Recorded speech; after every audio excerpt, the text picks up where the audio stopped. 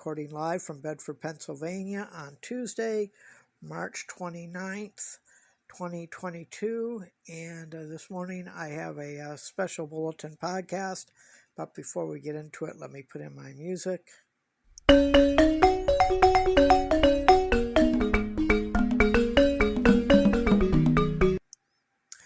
Okay, again, this is Karl F. Rose recording live from Bedford, Pennsylvania on Tuesday, March 29th, 2022, and today's special bulletin is about the trucking convoy and a lack of action. But before I get into that, let me say I was originally going to do a podcast this morning talking about the Will Smith, Chris Rock,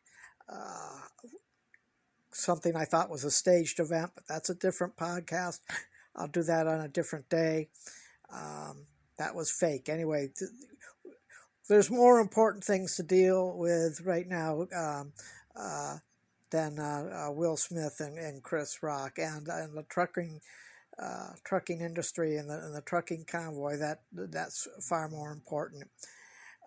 But let me first of all let me explain something what transpired the other day, and I'm just grateful that I got some clarification from I'm grateful to a trucker who replied to my angry tweet. I was really frustrated the other day, and I sent off an angry tweet because we've heard nothing about the convoy anymore, and basically the last thing I saw was the truckers were there. They were going around and around on the Beltway, and the Biden thugs, actually I'll call them the Biden pigs because that's what they are. They're not cops, but they were blocking the off-ramp, so it just created a big bottleneck for everything. So I guess all the truckers went home, and it's too bad.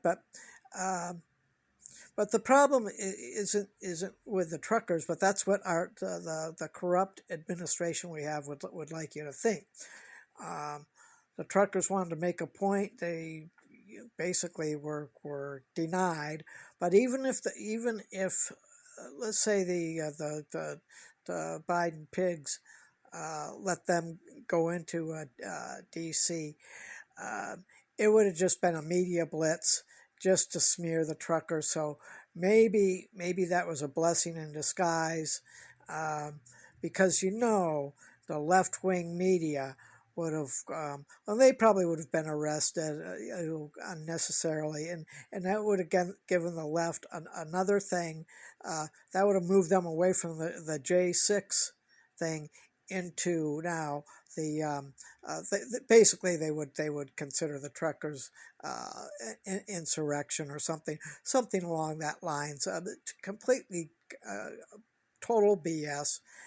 But anyway, so I was really frustrated. I was hoping that there was going to be action taken, but when I thought long and hard about it, and especially after the trucker replied to me on Twitter very kindly, and I'm grateful for that because I was pretty furious, and actually my anger was directed unfortunately more towards the truckers because I thought they were going to do something, but he made me think. And when we're dealing with a corrupt administration, who's the head of it, who is feeble-minded, just incoherent, and even Russia has come out and said that Joe Biden is not the real president. They said that it was the election was just he was installed, which is exactly what happened. They don't recognize him. They say the real president is number 45, and but I digress. And so, but when you have somebody who's just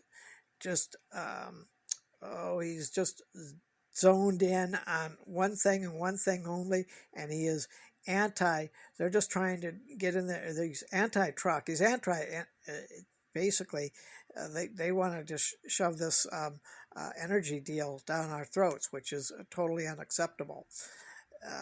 So when you're dealing with someone who won't even listen, it won't even matter if we have 10 million trucks in the middle of D.C., because they're not going to listen anyway. All they're going to do is just throw out more draconian, harsh measures, arrest, towing trucks, and all that. And I don't want to see any trucker lose their truck. I don't want to see any trucker get arrested. So I guess they did their thing. And you got to remember, and the thing is, a lot of these truckers went all the way across the country at their own expense, and that had to be huge. Those expenses had to be huge. They did a lot for the American people. Unfortunately, we have a brain dead person at the top who won't even give them the time of day, which is really any normal sitting president would at least acknowledge them and listen to their complaints. But no, we have a bumbling ignoramus who wants to, for office, and then the second in charge is something I can't even say what I think the second one, not on the air, but that's my views on the number two person. But again, the truckers did everything they possibly could. Nothing got accomplished, which was probably should have been expected.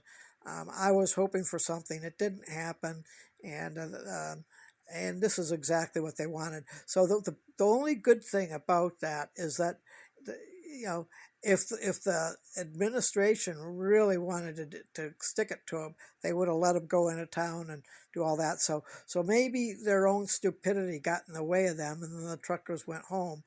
But it's unfortunate. So this leads me up to here's what I'm going to do. Here's my promise. What we need this November, and if it doesn't happen, then I won't even call it the United States anymore. The annexation will be a new territory of the CCP. Basically, is what'll happen if we do not have a red tidal wave, and I mean I'm a tsunami, and I mean everything. A majority so big that nothing can stop the red wave. That's what needs to be done, and but if that doesn't happen, we will just be a province of the CCP, and basically it's all over. So that can't happen. We can't allow that to happen. And what I am going to do come this election night, if I have to stay up 24 hours, since I on my wall, I'm a lifetime member of a freelance photographers association, and basically photojournalism, and that's and I got that certificate while I was working sometimes 2 jobs at college, maintaining a 3.9 GPA. So don't tell me, and I have people call me lazy. That's hardly lazy. You try working 2 jobs and maintaining a 3.9 GPA in college. That's not an easy task to do. I did it. So I have that plaque on the wall. I'll have to do a video and with my certificate there hanging on the wall, because I'm damn proud of it. Got it in 1993, and the only reason I don't go out with my press badge on there is I'm embarrassed to even wear that badge, because the real press is an embarrassment, because just because of this administration. And it even goes back to 45, or 44 actually. But anyway, I digress again. So here's my promise, and this is what I hope every single American will do. on election night. And if I have to stay up 24 hours, I will do so to look at the results. And this is what you do when you're in journalism and that sort of thing, and you're doing it right, and you're reporting it accurately. I'll be on my internet doing my other stuff till late. So by the time I get in and start looking at the results will be pretty much in. What I'm going to do is I'm going to watch, and I'm going to take little screenshots of the results of just a particular thing in my area, my precinct, of how a certain race is going, and I'm going to make sure that I get the number of votes on a screenshot. I won't get the whole TV screen, but I'll get the votes there, and I'll probably have to alter the still image just so to avoid copyright stuff, but enough to prove. And if I see from the beginning, I see a certain number of votes. If I see those votes starting to decrease, then there's a problem there.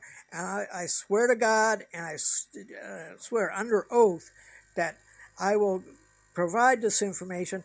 I only live a few blocks from my representative's office, and I will present that evidence showing how the votes gradually decreased for one, which should not happen. Votes don't. As the time goes on, votes should increase, not decrease. And I'll just present it to my representative, and that's all I can do. If every American goes out on election night, watches, gets screenshots, goes to their representative, and if they have proof of actual discrepancy in the election, then that's what we have to do. In order to save our country, it's what we got to do. Because I'll be damned if I'm going to let another election go by and just have our rights, have my votes, and have everything stolen, taken away from me. That's all we need to do. We the people have to provide the proof to our representatives, and it's up to our representatives to get this into the courts and say, hey, this is wrong, this needs to be redone. And that is my promise. I swear to God, like I said, if I have to stay up 24 hours and to get the proof of irregularities in the election process, and so help me God, I will get that proof out there. And we're not going to. I do not want a repeat of what happened a couple of years ago. Anyway, with that said, I'm done. And God bless you all. God bless the United States. We really need it. And take care, and have a good day. I'm going to put on my music, and then I'll go.